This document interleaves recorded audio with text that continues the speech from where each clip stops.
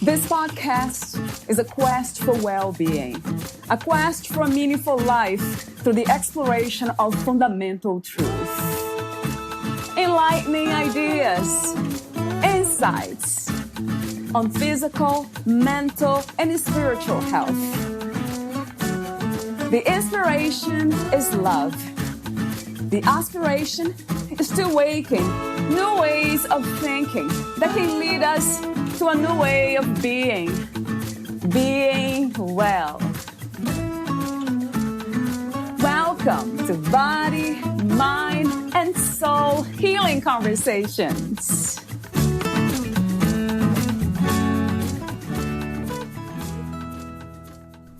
By receiving, I allowed someone else the gift of giving. Valeria Teles interviews Caroline Palmy, the author of Loving Conversations with Me. Caroline Palmy is an award-winning author, speaker, and heart flow healer who helps gorgeous empaths, sensitive souls, earth angels, and giving hearts to come back into the flow of love. Caroline cannot help but express and embody her heart and helps others to find, express, and center in their hearts too. She connects to the wisdom from the heart, for the heart, and of the heart. When Caroline works with her clients, she focuses on their spiritual and energetic needs. A session with Caroline might include clearing energetic blocks, channeled messages from loved ones, spirit guides or angels, releasing grief and painful memories from childhood or past life experiences. You can even get a gentle healing massage if you're in Switzerland. Her first book, Conversations with Me, was published in 2018 and won a mention on Janie Love's Platinum Award list. While her second book, Loving Conversations with Me, was published in 2019 and went on the Amazon bestseller list. Caroline lives in Switzerland with her 3 young adult children, a golden retriever, a cat, and 9 tortoises in a location that allows her to be surrounded by nature. Meet Caroline at carolinepalmy.com. Here is the interview with Caroline Palmy.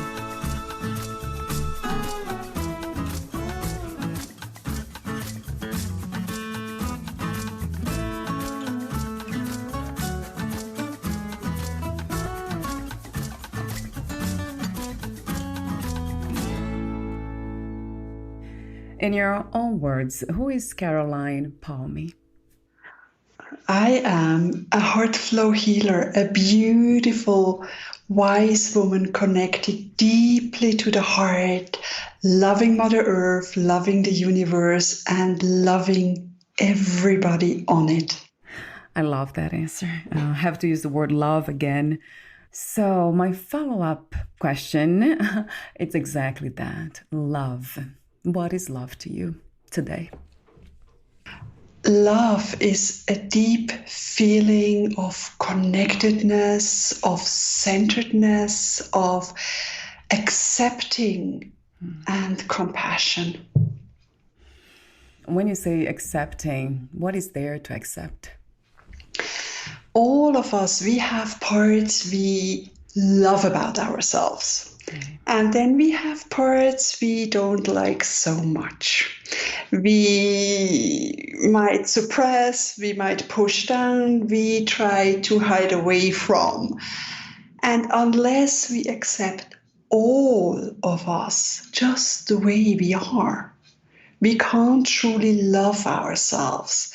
And also, if we can't accept ourselves, with all our beautiful, perfectly imperfections or imperfectly perfections, we have a harder time accepting others for who they are. Can be a partner, can be your children, can be your co-worker. So we always find faults in others, which are actually things we don't like about ourselves. Is there a moment where we are there as a destination where we fully have accepted all parts of ourselves? It's an ongoing process. Right. And we're just, I remember a time when I thought, oh gosh, I dealt with that. Why is it coming up again? And realizing it's just healing on a different level. It's sort of like we're going up the spiral and we come to similar situations. And quite frankly, I think once we've done the work, we are ready to go home. To go home back to love, that's where we came from. And so while we are here, enjoy the duality, enjoy being human, enjoy being, have that good and not so good, and that happiness and that sadness, and that's all part of this experience here. And it's a wonderful, wonderful journey and the path we walk on. When you say going home back to love, is that something closer to unconditional love? Absolutely. I mean, I had 3 near-death experiences, and this was always so peaceful, so absolutely loving. And deep down, for a long time, I had that longing for home, that longing for love, for that unconditional love. And I also do mediumship work, and especially with my father, who has passed on in 94. And it's that love and compassion I feel from the other side, there's nothing to forgive. They so understand. They have that compassion. They just love. And this is sort of that big, floaty gorgeousness. And it's that love. I can't explain it any different way. That's just all compassionate, all understanding, all loving what is. You mentioned in your book that we tend to look for love in all the wrong places. So talk to me for a moment about the reasons why we do that. It's that deep longing for love, for being understood, for being loved. I mean, we came from love. We are birthed, and then we are here in this world, and then we expect our parents to love us unconditionally. But they have not been brought up in unconditional love either. So they bring their experiences. And sometimes it is conditional. Sometimes you have to be the good girl and then your parents like you, or if you're good at school, you get a treat, or all these kind of things. So we are looking for that love, maybe for that acknowledgement or that acceptance that, here I am, here I'm loved, but we're not. And so it goes on, then we have a job and we feel, oh, maybe if I really accelerate in my job, if I am the big boss, then I am loved. Or if I drive a fancy car, I am loved. But then you drive 2 days and you realize it might not be that one, or the bigger house, or a family, or a spouse, or whatever else. We are always, I think we're trained to look in the outside for love.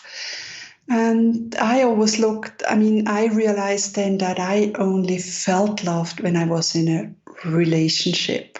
So that was okay, someone loves me, I can be lovable. Whereas it's all within. Unless we don't feel love, we always wait for that outside approval.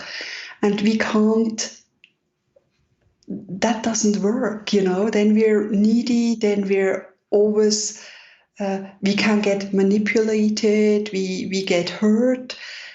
And so that's the love actually we are craving is within. It's in our heart space. It's in the feeling of being good enough, of accepting ourselves, not only on good days or when we're completely thin and have a super body, but with the wrinkles, with the smiles, with the muffin top, my kids call my belly, and in all of that, loving oneself for who we are. I mean, I don't know, I wanted different hair or maybe brown eyes or something, and we can't change those. I can't have long legs. I have a long body, short legs, we can't change these kind of things. And it doesn't matter whether you have long legs or short legs. You are always lovable, and we are all love. That's a vibration. That's sort of a vibration within us. It's like the life force, when we are in that flow of love, we are in our true essence. I have heard before that when we are born, that we are in touch with that love. So we know what that is. And as you mentioned, also on the other side, the people who have passed, the souls, they also understand that. So I'm wondering what happens really. Is that this going back, return to love, it's only a journey when we are in a human body? It's only a journey here. Yes, that's what I believe in. We are souls, and our souls are eternal. And again, to babies, everybody loves, most people really love babies, and they're drawn to babies, and then they smile at babies, and I think that's their connection again. When you hold a baby in your arm, you feel that beautiful essence. You have that connection to that love, that being. A baby is just happy, mostly, unless they're hungry or have an upset stomach or something. But they're just so pure, and I think that's why we love them so much. Or when we see children smile or babies laughing, we have that connection. We feel that, wow, yes, that's somewhere within me. I am still that baby deep down, that pure joy, pure love person. I've just unlearned so many things because I had to fit in, or that's just what part of life here on earth is also. Also, animals, right, Caroline? Absolutely. Petting a cat or playing with a dog, that just brings you back to that unconditional love. It's just amazing. When I come home and my dog greets me, I'm just like, wow, this is pure joy. And they just show their love, they are just happy to see you. And if you have a grumpy day, or especially our cat was amazing, or is still amazing, whenever one of the children was sick or whoever needed it most, she went to that person just to give that comfort and that love and a little bit of healing. And animals are so in tune, and they are pure. Mm-hmm. Yes, always in the moment. That's what I heard too, that we can only access this place of pure love when we are in the moment, in the present moment. That's where love arises. Absolutely, absolutely. Because if we're in pain, then we're usually somewhere in the back, what happened, and we commiserate of not doing it better. And then when we are in fear, we are more in the future. And it's usually always up in our mind. And then we are sort of disconnected from ourselves, from our heart, from our body. And this precious moment of just being. And you talk about this in your book. Most of us are the slaves of our own need to be doing something, the need to prove we are worthy by doing even better or more. Of course, you said more, but I have this section here. How do we learn to be in the moment? It's what I do usually is just by tapping on my heart space, tapping or just putting my hands on my heart space. And we can do that when we're in public transport or standing in a queue in a shopping center, or whenever we are stressed, or when our kids are just like screaming and the dog is vomiting or whatever, when too much is going on. Just put your hands on your heart space. Take a deep breath into your belly. Just breathe in, expand your belly. Still touching your heart space, and you realize how immediately you quiet down. You come out of your head and you come back more into your heart. You feel more into your body, and this is your quiet space. And in this moment, you are being rather than doing, and you can expand these moments. Just breathe and come back to your heart whenever you need it. Another deep breath into your belly, and maybe even exhale through your open mouth, touching your heart space. This is being present. And this is your essence. This is your peace, your inner peace. And this is also love. And I have been observing that, how fast it is, that I cannot even know exactly when I was pulled away from presence to thoughts. It's just incredible. It's a challenging work, right, Caroline? It is, and it's good. The first thing is awareness. Oh, I am not there, I am stressed. Okay, what do I do? Okay, I come back to my heart. I breathe. I do whatever helps me. And the more you expand those moments, and the more you come back and do the little exercises, the more you're aware of that present moment. And then you learn that you catch yourself earlier and earlier being out of that moment, and you come back to it sooner and sooner.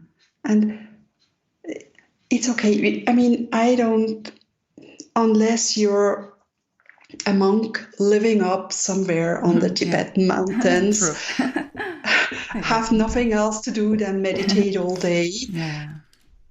We are not expected to live in that present moment all the time, but knowing that it's like our oasis, our time to recharge, our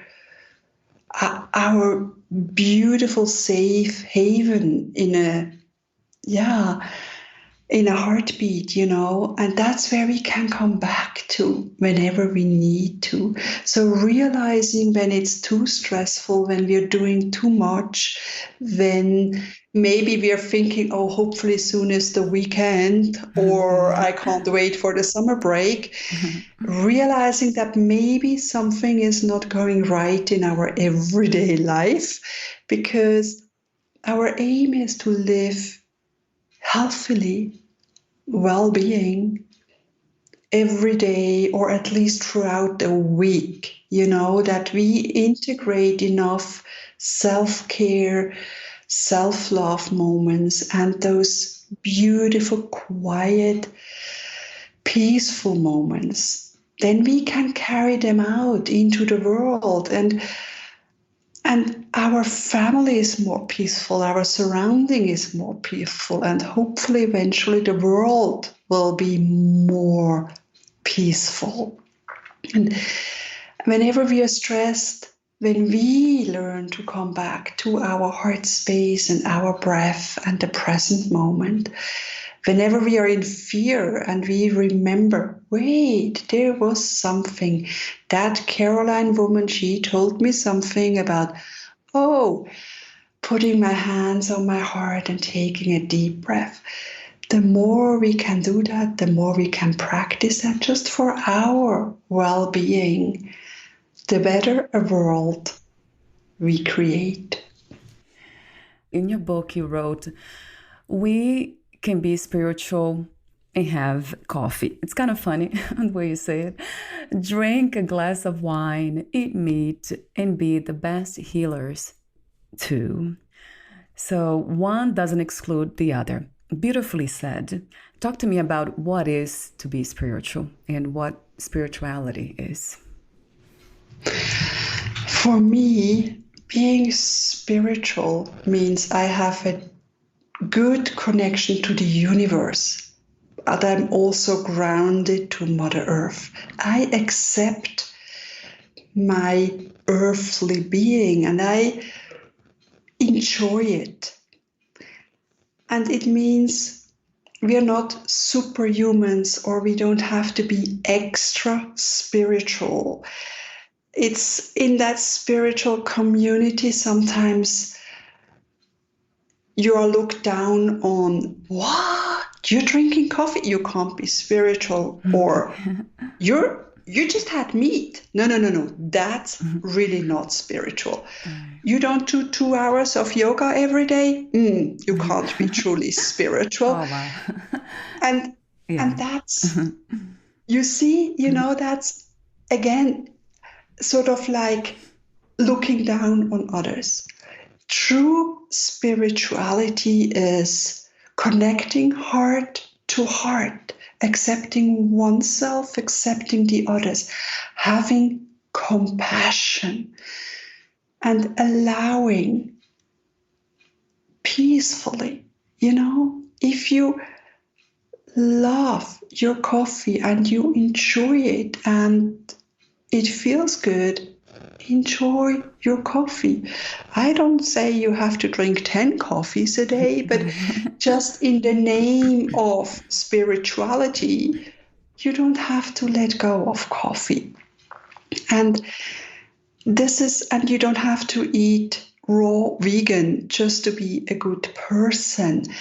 Sometimes, I prefer my food to be cooked, and you have to find your own way. And by allowing yourself to live the life to your best acknowledgement, to your best behavior, and allowing others to find their own way. That's spirituality, just shining that light, having love and compassion at your center, and definitely not talking down on people or feeling you are so much better off than others, because that is not true spirituality. Spirituality is we are all on one level. We are all humankind, and we are all here to support each other. Unless we can really stand in circle, holding hands with each other and feeling that connection, heart-to-heart connection, having compassion for each one of us, feeling united, feeling connected, all in a circle. That is spirituality. This idea of compassion. So by eating the animals, it really kind of doesn't make sense for us to eat them, because that's, if you're being compassionate, you don't want to hurt anything. So talk to me for a moment about that, Caroline. I know. It's about that compassion. On the other hand, I see it with my children too. Sometimes they say, "Don't tell me where it's been or what it has been," and Yeah. seeing the animals, and I think sort of, ooh, it's kind of cruel, but it's. I mean, I stay away from red meat because I just realize it doesn't. My body doesn't like it so much. I have more poultry or things like these, and yes, fish. And yeah, even with fish, you can say it's overfishing, it's the industry. But if we come down to maybe the more natural way of, you catch a fish and you have it for dinner, and the meat, it's the compassion. And I can't say the animals, they wanted to serve us, for sure not. It's just some way that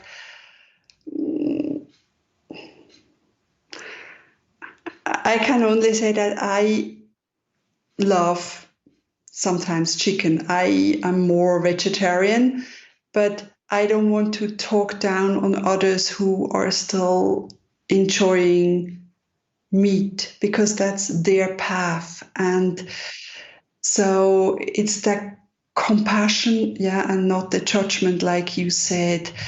And it's all also in the energy, I always say when you think you have to be on a diet and you eat salad, and because you think that's what you have to have, and then in a restaurant on the neighbors they have a steak or something, and you like, wish I could have this steak, and I can't have Yes. this steak, and then you eat that salad with this low energy of, I have to eat this salad, it's disgusting, I don't like it, I'd rather have a steak.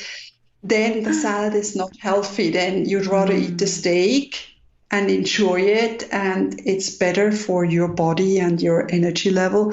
Because if you eat that salad in that, I have to eat salad, kind of energy, then it can just as well can be poison on your plate. It's so it's, if you eat meat, and if you feel called not to eat meat, that's wonderful. Don't eat meat. Don't feel like you have to join in. But let others eat their meat if they feel good about it and it helps their bodies. We are all different and we are all on a different path leading to the same sort of destinations. And I always say, there are many ways lead to Rome, and sometimes it needs a detour to arrive at the right destination. And we never know on what path we are. We can only ever know it for ourselves and not for the others. So we can't. It's right what we're doing for us, and we can lead by example, but we can't tell others what they have to do. We can only give suggestions, but they have to follow up on their own or see what you're doing and then feel like, oh, wow, that's a great thing, and I want to do that too. I absolutely agree. And I also think that it's not really realistic to think that we will not kill anything. Just by walking every day, we are killing a lot of the insects, the ants. So there's a lot of killing going on without even being conscious. But I do love the idea of becoming conscious. So now if we are eating meat, then we choose what kind of animals to eat, and by knowing the way that they are hunted or killed. I think that's very important. And that means to me compassion, being conscious, that opens up that space for compassion. I think we can minimize and be conscious, but being a human body is just not, it's not realistic not to kill. What do you think the meaning of freedom is to you? What is to be free, Caroline? Free is allowing myself to dance like no one is watching. And just allowing myself to be true to myself without harming anybody else, or pushing others away, but just,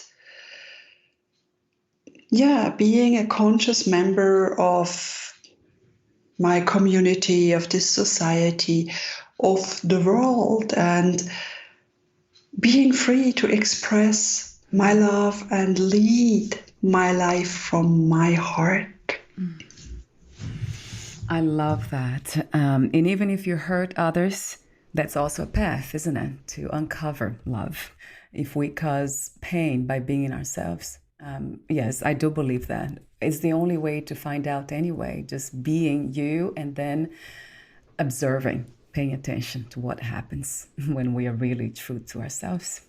Exactly. And not intentionally hurting others, but just maybe by shining our light, others might be displeased, and learning to live with that. Right. Yes, definitely. Yes, yeah, that's completely different conversation. The intention of hurt, that is, we don't talk about that here.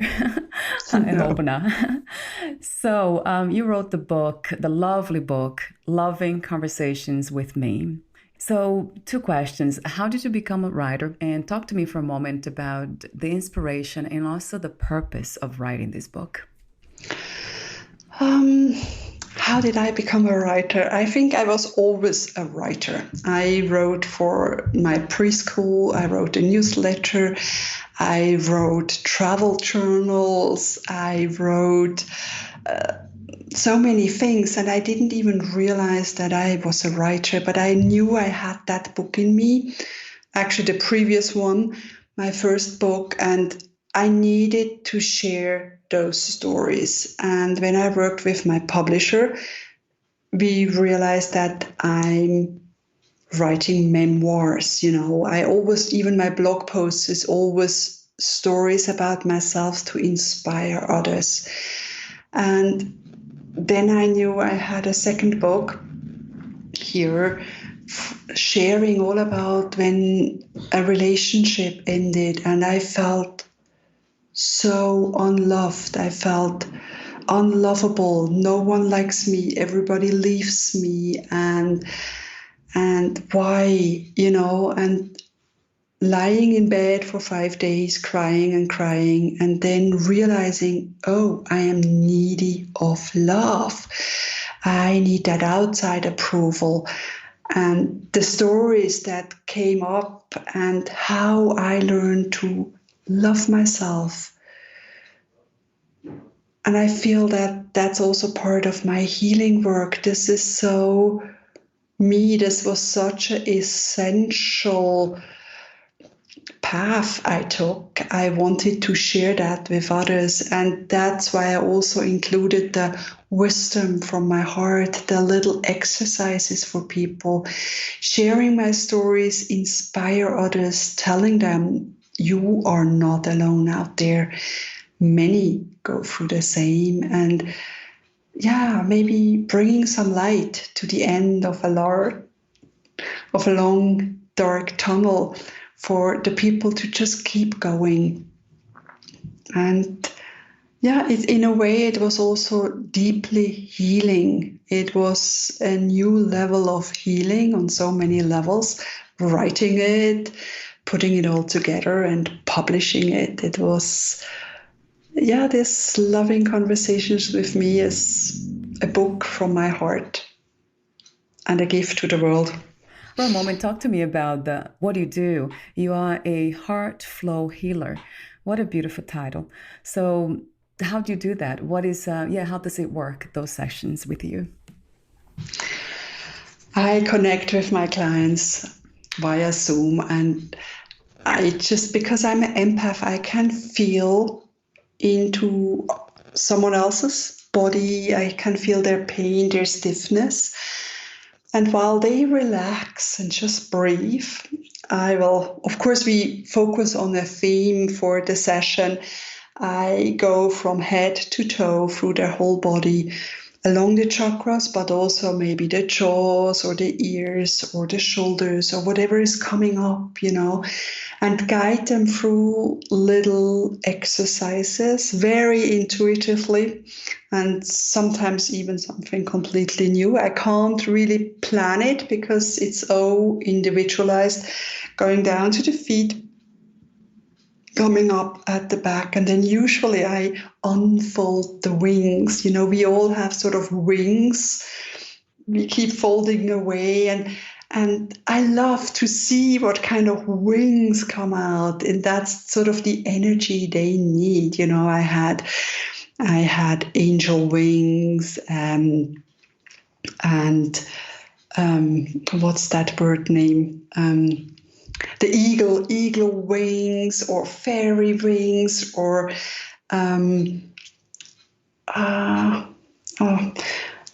it's late and my brain is out. Dragonfly wings, and it's just that essence.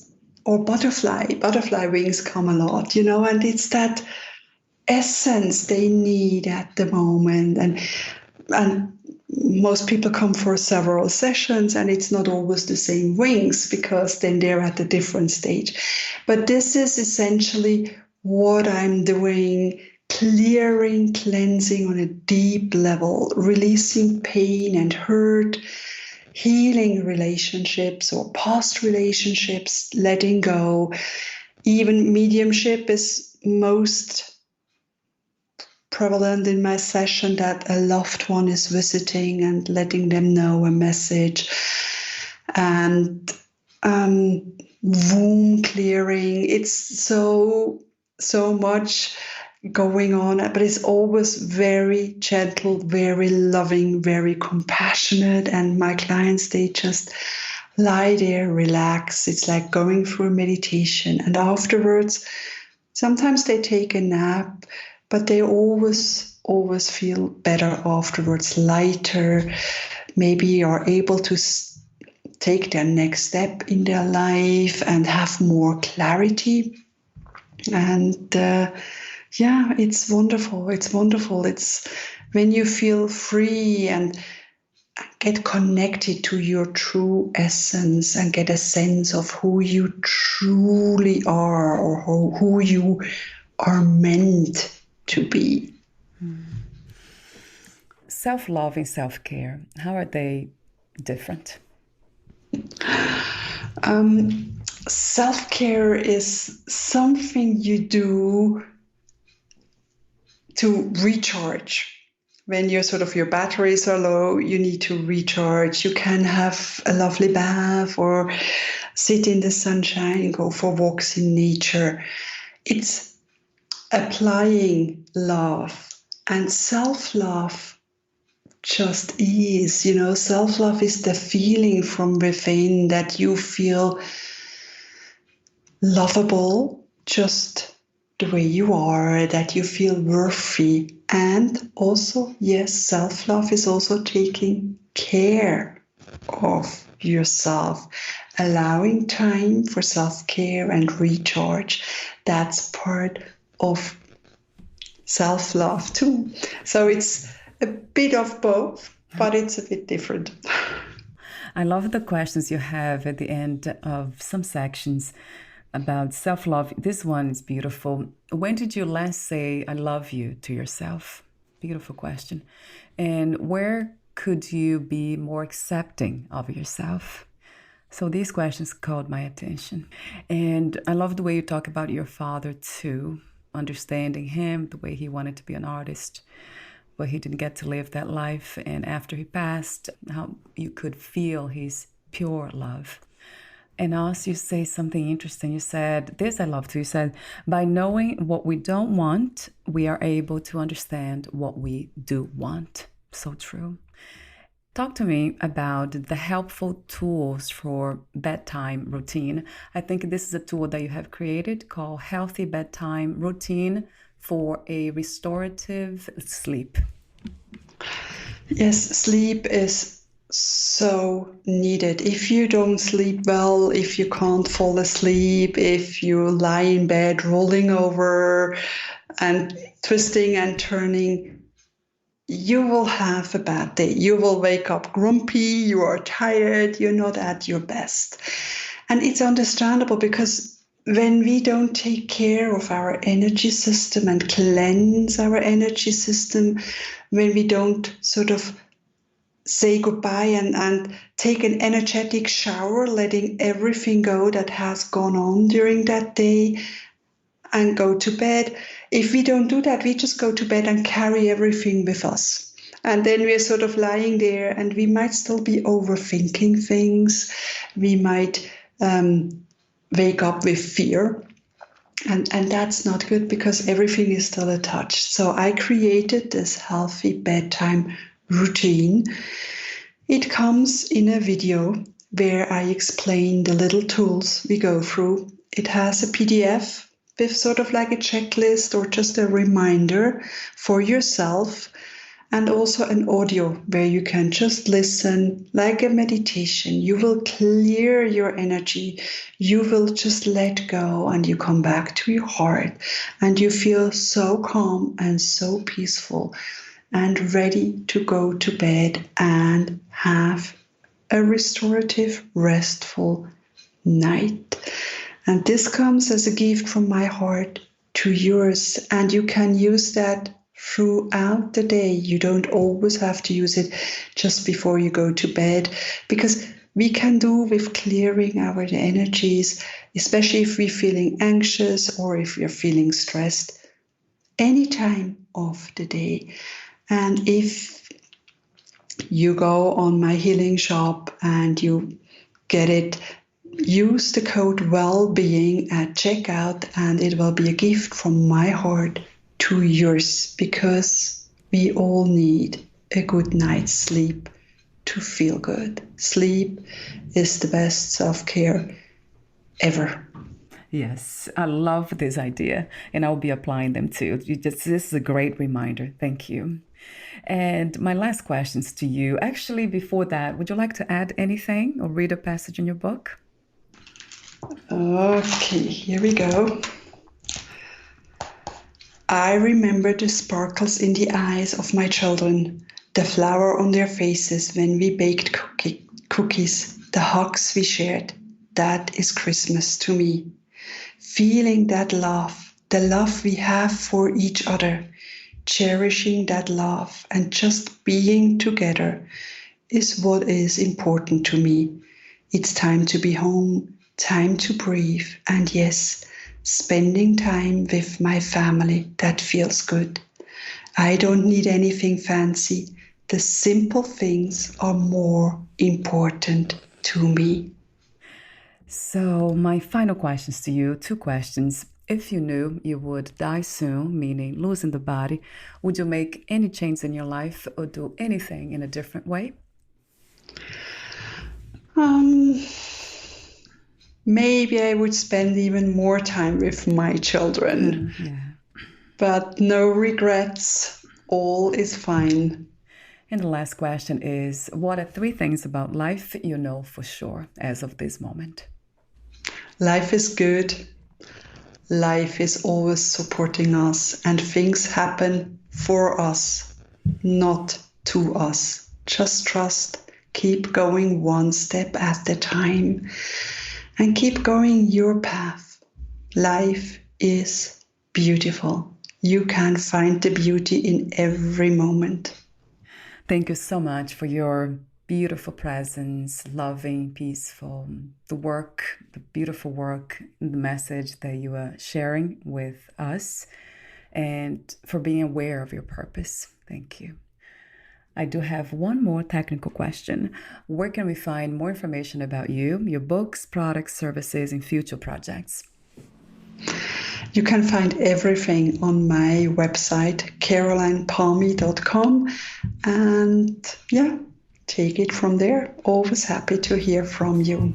I'll have the link also on your podcast profile. Thank you so much again, and we'll talk soon. Thank you. Bye for now, Caroline. Thank you for listening. To learn more about Caroline Palmy and her work, please visit carolinepalmy.com. To learn more about this podcast, please visit fitforjoy.org/podcast. Thank you again for listening, and bye for now.